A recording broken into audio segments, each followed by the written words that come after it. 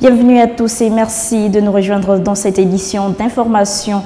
Ouvrons cette édition avec la poursuite de la tournée politique de Jean Ping dans le Ouenthem et cette fois-ci au village Eboman, une visite marquée par l'interpellation des jeunes de cette localité quant à leur soutien à sa candidature à la magistrature suprême de 2016. Reportage de Linda Nyumba et Justin Mitégué.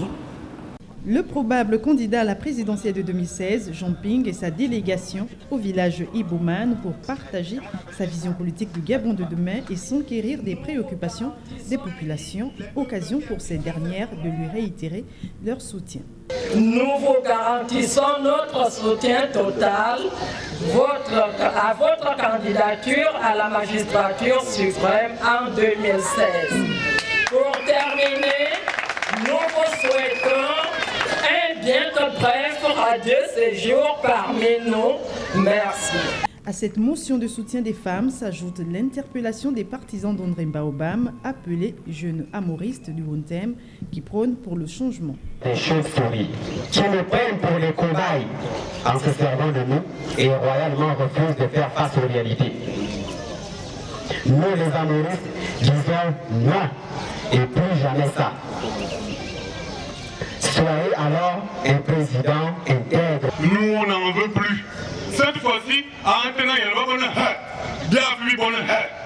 nous demandons réellement si ce chemin que nous avons emprunté est celui qui saura nous mener à notre idéal commun. J'ai envie de dire l'instauration d'une véritable démocratie dans notre pays. Comme un homme averti, le futur candidat Jean Ping a pris congé des populations d'Eboman pour celle de Mivoul-Centre, dernier virage de sa tournée politique dans le Ouenthem avant la fin de sa tournée provinciale le 28 août prochain. Parlons à présent de ce bachelier qui n'est pas comme les autres. On l'appelle le célébrissime Petit Mayombo. Après l'obtention de son baccalauréat, il a été reçu par le délégué national de l'UJPDG Kenyongori, Linda Nyumba et Justin Mitégué. Oh, monsieur Mayombo, comment allez-vous? Je vous fais des accolades. Déniant toute discrimination, si bien sociale que physique, le délégué national de l'Union des jeunes du Parti démocratique gabonais a reçu un bachelier de l'intérieur du pays. Mais celui-ci, par son statut, est particulier. Il se distingue aussi par sa taille et sa vidéo qui a fait le tour de la toile. Nzengemi Sengedi Petit Mayombo a échangé avec Vivien Amos Péa sur les questions de son avenir. Ça me donne encore de l'honneur, vraiment une vivacité énorme de rencontrer M. Vivien Amos Péa, le délégué national de l'IJPDG. C'est juste une visite de courtoisie.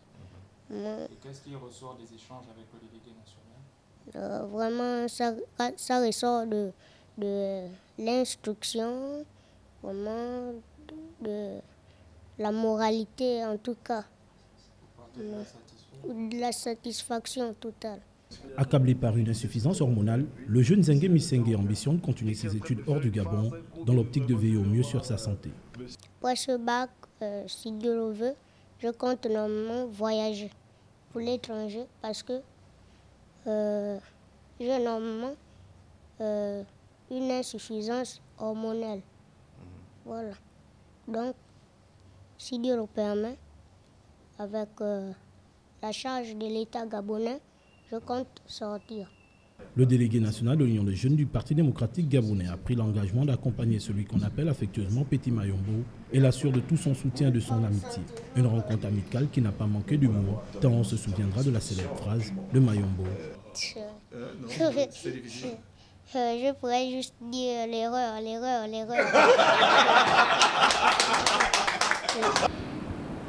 Par ailleurs, le délégué national de l'Union des jeunes du Parti démocratique gabonais a reçu hier à son cabinet une importante délégation des fédéraux de l'UJPDG de l'étranger. Objectif, exprimer leurs préoccupations. C'est un reportage de Justin Mitégué. C'est en présence des membres de son cabinet que le délégué national de l'UJPDG a reçu les délégations des fédéraux de l'étranger. Ces derniers sont allés exprimer leurs différentes préoccupations. Il s'agissait avec le délégué national de poser un certain nombre de préoccupations en même temps qu'il s'agissait aussi de relayer auprès du délégué national les préoccupations de nombreux de nos camarades qui, après un parcours académique et politique, sont rentrés au niveau de Libreville et ont du mal à être intégrés dans les différentes structures du parti et souhaitent que leur expertise et leur expérience politique soient mises à profit pour qu'ensemble nous puissions contribuer à l'élection du distingué camarade président en 2016. Après les avoir religieusement écoutés, le délégué national a tout d'abord rappelé à ses hôtes que l'installation des différentes fédérations à l'étranger était une émanation du président Ali Bongo Ondimba. Une cellule d'appui et de suivi a été mise en place pour les délégations de l'étranger. Décisions fortes ont été annoncées.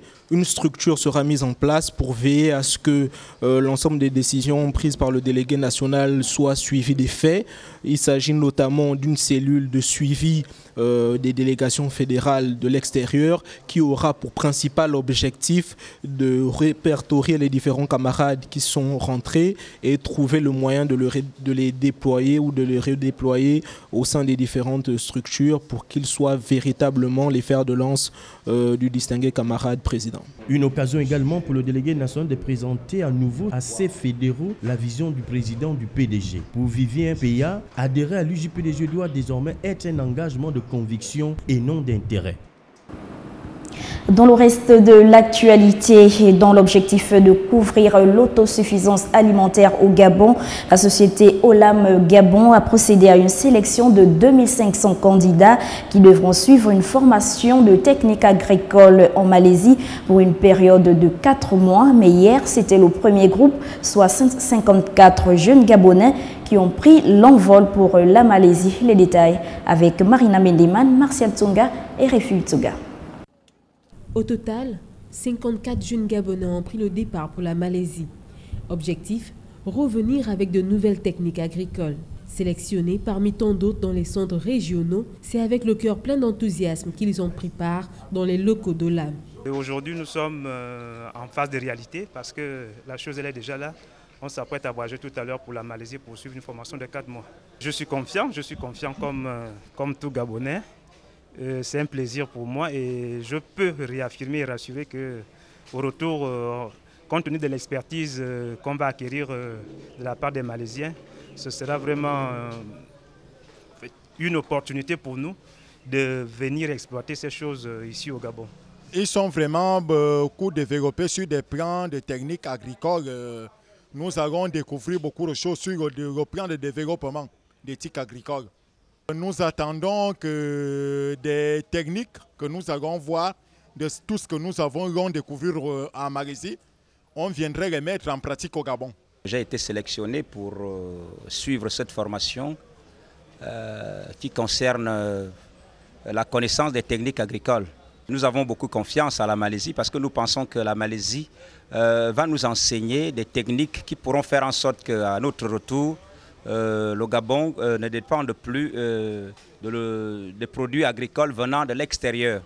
La question de l'autosuffisance alimentaire se posant avec acuité au Gabon à travers le phénomène de l'importation des produits de première nécessité, il est de ce fait important de souligner que le programme Graines pourrait relever le défi de l'économie gabonaise à l'heure où l'or noir est en voie de disparition.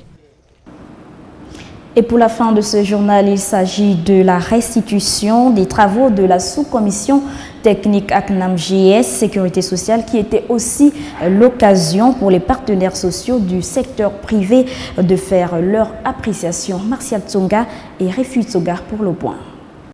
Ils étaient tous là ou presque, les commissaires représentants l'État et les organisations patronales, salariales et non gouvernementales pour la cérémonie officielle de restitution des travaux de la sous-commission technique CNAM-GS Sécurité sociale, présidée par Jean-Pierre Oyiba, ministre de la Santé et de la Prévoyance sociale. C'est ici l'occasion pour les partenaires sociaux du secteur privé de donner leur appréciation.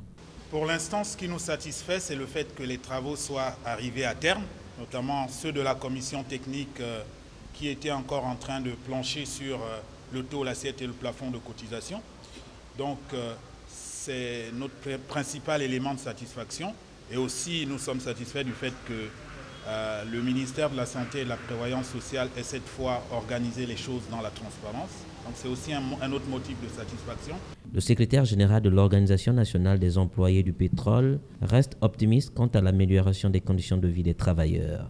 La commission technique a insisté sur le tripartisme, donc sur la gestion, c'est-à-dire l'intégration des travailleurs et des employeurs de manière paritaire au conseil d'administration. Cela nous satisfait pleinement.